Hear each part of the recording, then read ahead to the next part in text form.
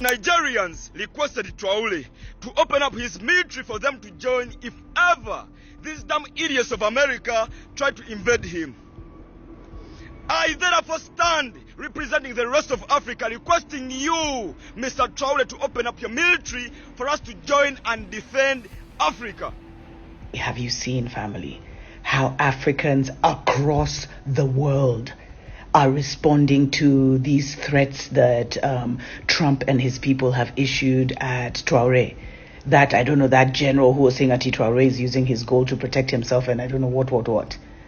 They have even decided, I should say we have even decided that April 30th, there will be a global protest. Africans will globally take to the streets. Right now, the world holds its breath for one man, one leader, one young soldier turned president, Captain Ibrahim Traoré of Burkina Faso.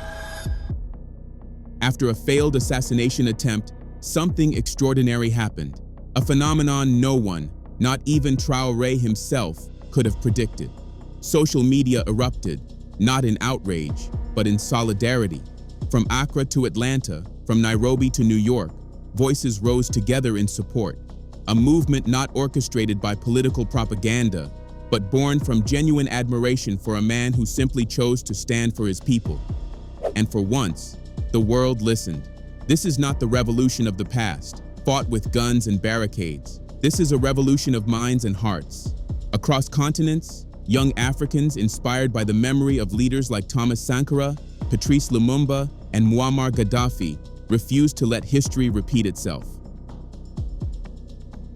For generations, Africa's brightest lights were extinguished. Each time, the pattern was the same. Fabricate a villain, spread lies, isolate the leader, and finally strike. Sankara was labeled a tyrant, Lumumba branded a communist, Gaddafi portrayed as a madman. After their destruction, the perpetrators were hailed as saviors. But now people know better. Today's generation is different. Armed with history books, social media, and an unyielding thirst for truth, they have exposed the tactics once hidden behind diplomatic smiles and humanitarian aid packages. Africans, and many around the world, have decided they will not be deceived again. April 30th, 2025, a new date in history. Across Dallas, Atlanta, Nairobi, Johannesburg, Ouagadougou, and even Jamaica, global protests are planned. But these are not protests of anger. They are declarations of hope, a stand for Captain Traoré and against the exploitation of Africa. But who exactly is this young man that has captivated millions? These videos are just a glimpse, a small fraction of the tidal wave of support rising for President Ibrahim Traoré.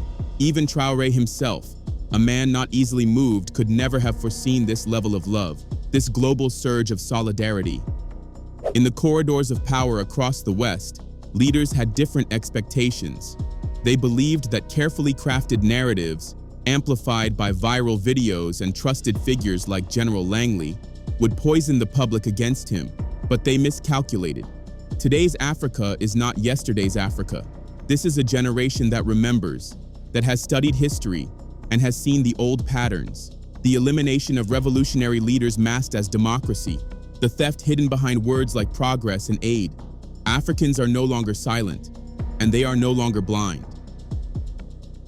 While many in the West still trust whatever is broadcast by their governments and media, Africans have learned to look deeper, to search for truth buried beneath the lies. They have studied, questioned, and awakened, and they are not alone.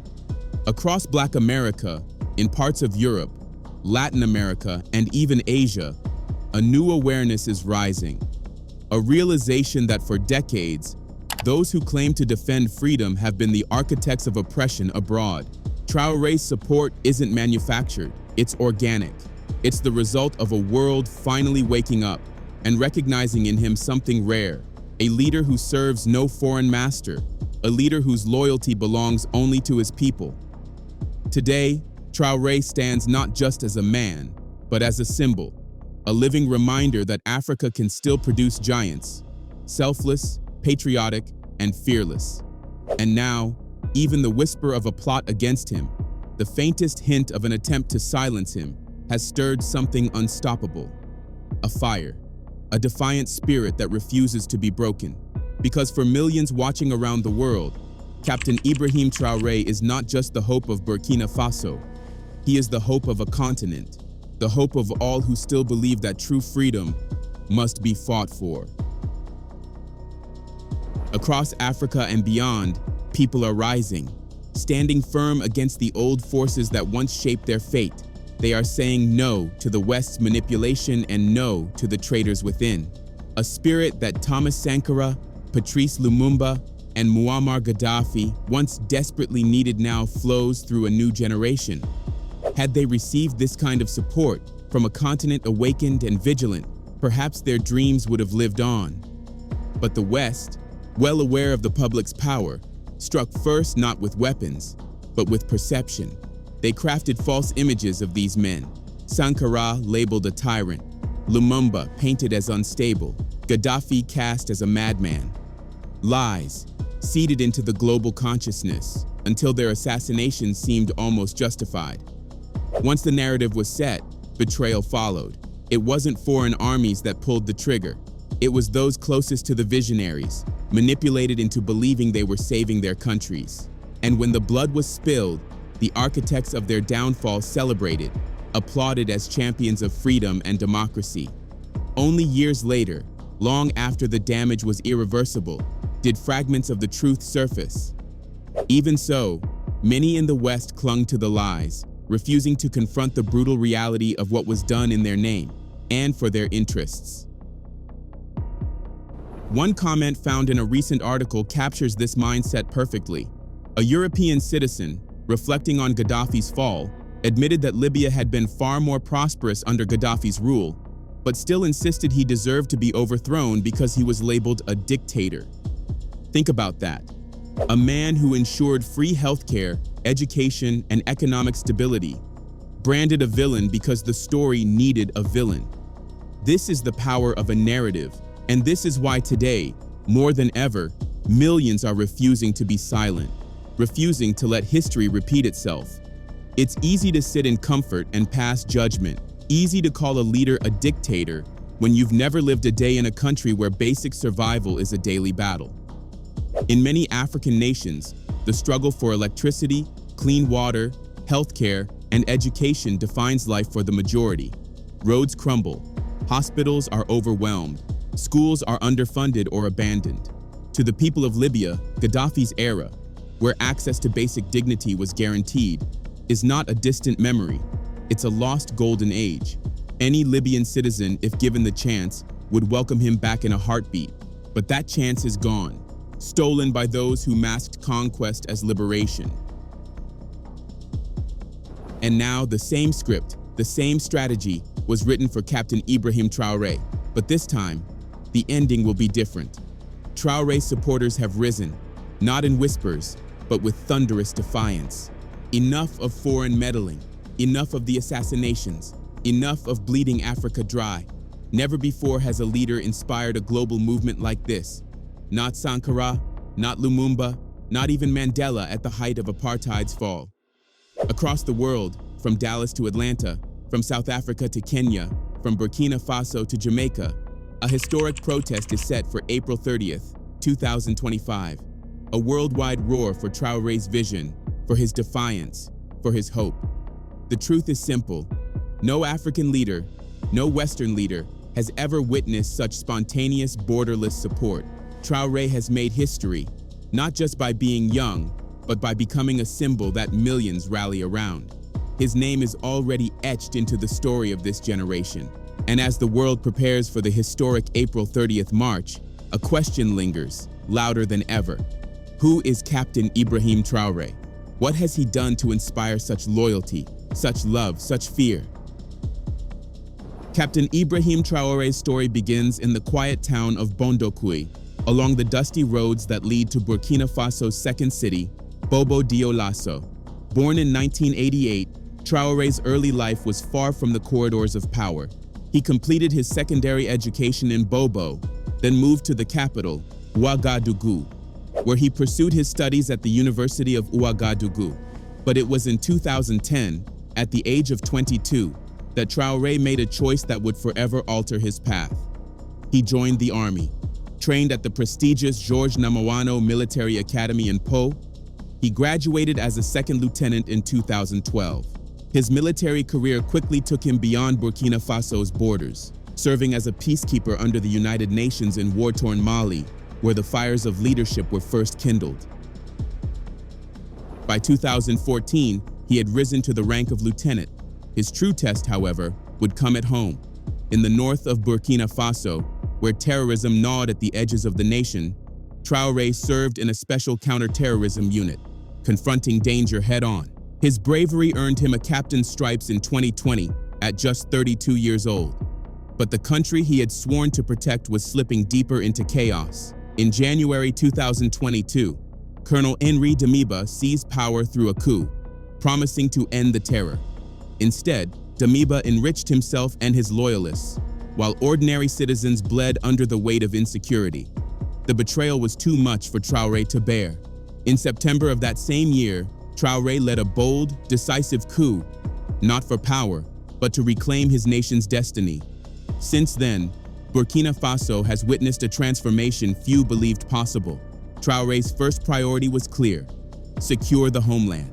Unlike the leaders before him, he refused to depend on foreign forces. Instead, he poured resources into strengthening the Burkinabe armed forces, ensuring they were equipped, trained, and ready to defend their people.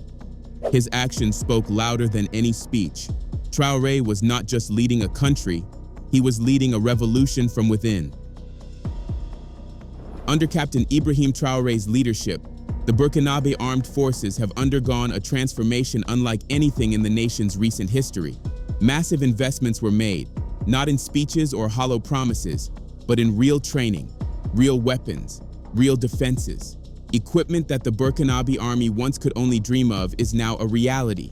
Armored vehicles, drones, modern firearms, tools of war that give soldiers a fighting chance against the insurgents who once moved freely across the land. And the results speak for themselves. The military's capabilities have soared, and for the first time in years, the insurgents are being pushed back. Of course, the Western media paints a different picture. They claim that insecurity persists, that attacks continue, as if forgetting their own failures. For a decade, French forces occupied Burkina Faso, armed with superior intelligence, cutting-edge technology, and endless funding. And yet, under their watch, violence spiraled out of control. Millions were displaced, tens of thousands killed, and nearly half the country fell into terrorist hands. If the West could not solve the problem in 10 years, how can they criticize a man who has made visible gains in less than 2? The truth, buried beneath headlines, is undeniable. In just 2 years, Traoré's forces have reclaimed roughly 10% of territory once controlled by insurgents. A remarkable feat without any external military support. Entire towns and villages have been liberated. Nearly 1 million displaced citizens have been able to return home, to rebuild, to hope again. In the face of relentless opposition, misinformation, and isolation, Traoré is quietly doing what foreign armies and broken governments could not, taking his country back, piece by piece. In 2 years, he has ignited an economic revolution, starting with the land itself. Like his revolutionary predecessors, Traoré understands that no nation can be truly free while it begs for its survival. Food self-sufficiency has become his rallying cry. In one electrifying speech at the Russia-Africa Summit, Traoré openly challenged the world. How can a continent so rich in resources remain so desperately poor? His message was clear.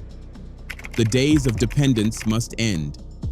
Africa must rise by cultivating its own strength, beginning with the ability to feed its own people. True to his word, Traoré launched an aggressive campaign to rebuild Burkina Faso's agricultural sector from the ground up.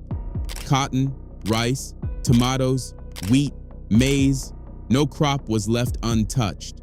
Across the country, fields long abandoned due to conflict are blooming again. Farmers are returning to their lands armed with tools, seeds, and government support. The aim is simple yet revolutionary. break the cycle of food imports, empower local communities, and reclaim economic sovereignty from the ground up. But Traoré's ambitions do not stop at the harvest. He has pushed forward manufacturing initiatives to ensure that what Burkina Faso grows, it can also process and sell. 2 new tomato processing factories now stand as symbols of this new era, turning raw tomatoes into puree, reducing dependency on imported goods, and creating jobs for thousands of Burkinabe citizens. What once seemed impossible, a self-sustaining, self-producing Burkina Faso, is now taking root under Traoré's leadership. A revolution not just of arms, but of industry, dignity, and hope. Gold, the glittering prize that once fueled foreign greed and terrorist violence, is now firmly back in Burkinabe hands. Under Captain Traoré's leadership, the gold sector has undergone a stunning transformation. Where Western corporations and insurgent groups once carved up the nation's wealth, Traoré has seized control. He nationalized 2 major gold mines, halted the export of unrefined gold to Europe, and launched the construction of Burkina Faso's first gold refinery. A new waste processing facility has also been established, ensuring that for the first time, Burkina Faso is producing and refining its own gold, on its own soil, for its own people. In just 2 short years, Traoré has achieved what decades of civilian governments after Thomas Sankara could not even dream of. His leadership is marked by a long list of historic firsts. Under his watch, Burkina Faso now boasts its own aircraft, a symbol of true sovereignty. It is staggering to realize that before Traoré, a nation of over 20 million people did not possess even a single national plane. For 40 years, Air Burkina was shackled to a system of dependency, relying on leased aircraft from Western financial institutions, a so-called pragmatic approach sold by the West and eagerly accepted by puppet leaders like Blaise Compaoré, who himself owned a private jet while his country leased its dignity away. But behind the polished rhetoric of pragmatism was a brutal truth. The leasing agreements were designed to bleed African national airlines dry. They were just another part of a broader pattern: one-sided deals, financial traps, disguised dependency. The West maintained its grip not through open colonization, but through contracts and debts that kept African nations forever reaching outward, forever needing. Traoré has not only exposed this system, he has begun to dismantle it. And in doing so, he has sparked something far more dangerous to the old world order, a blueprint for true African independence. Traoré's arrival on the scene shattered the old order. Where others saw pragmatic deals, Traoré saw chains. Without hesitation, he acted. With the support of a silent partner inside Burkina Faso, he purchased the country's first national aircraft, the Embraer 170. A simple act with monumental symbolism.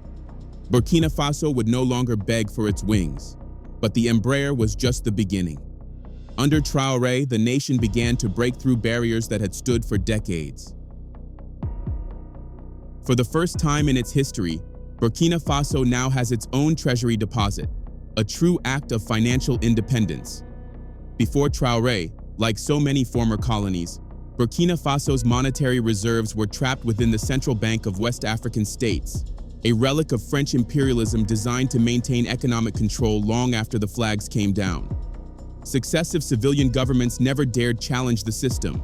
They accepted it, they fed it, and so, the wealth of an entire people remained tethered to decisions made in Paris. But Traoré is cut from a different cloth. He does not speak of sovereignty as a dream. He fights for it as a necessity. He understands what too many before him ignored, that political freedom without economic freedom is an illusion. In the words of General Abdourahmane Tiani of Niger, an ally in the new Sahelian bloc, money is a sign of sovereignty, and we are engaged in a process of recovering our total sovereignty. No longer would Burkina Faso be the cash cow of France. Under Traoré, the chains are breaking, and the nation is rising. This is why Traoré moved swiftly to establish the first ever Burkinabe treasury deposit, a seismic shift in the nation's financial history. For the first time, Burkina Faso can conduct its own financial transactions independently, bypassing the colonial relic of the Central Bank of West African states. No longer would Paris have a hidden hand in Burkinabe affairs. More than a symbolic gesture, this move sets the groundwork for an even greater revolution: the gradual elimination of the CFA franc, the currency that has chained West African nations for decades. With its own treasury deposit, Burkina Faso now holds the power to forge a new currency, a true instrument of sovereignty. And it's this spirit, this refusal to bow, this relentless pursuit of true independence that has captured the hearts of millions. Traoré is not like the old leaders of Africa, whose words soared but whose actions stumbled. He is a man who speaks little and does much, a man who does not negotiate the dignity of his people. In a continent weary of betrayal, he stands out as the kind of leader Africa has long yearned for: strong, courageous, and unapologetically loyal to his land and his people. Since rising to power, Traoré's popularity has exploded across the continent. A moment that symbolized this came during the inauguration of Ghana's President John Mahama on January 7th. As leaders from across Africa gathered under the spotlight of global media, it was Captain Traoré who received the loudest, most thunderous applause. Louder than any president, louder than any king. It was not just applause for a man, it was a roar of approval for what he represents. A new kind of leadership, one that speaks directly to the dreams of Africa's youth, and a growing, undeniable tolerance, even preference, for revolutionary, military-led change. Recent surveys confirm what the streets of Burkina Faso already knew. According to Afrobarometer, nearly 2/3 of Burkinabe citizens believe the army should intervene when leaders abuse their power. Acceptance of military rule has soared to 66%, a staggering rise from just 24% a decade ago. And this survey was conducted during military rule itself, proving the depth of the people's trust. It's simple. The majority of Burkinabe stand firmly behind President Traoré.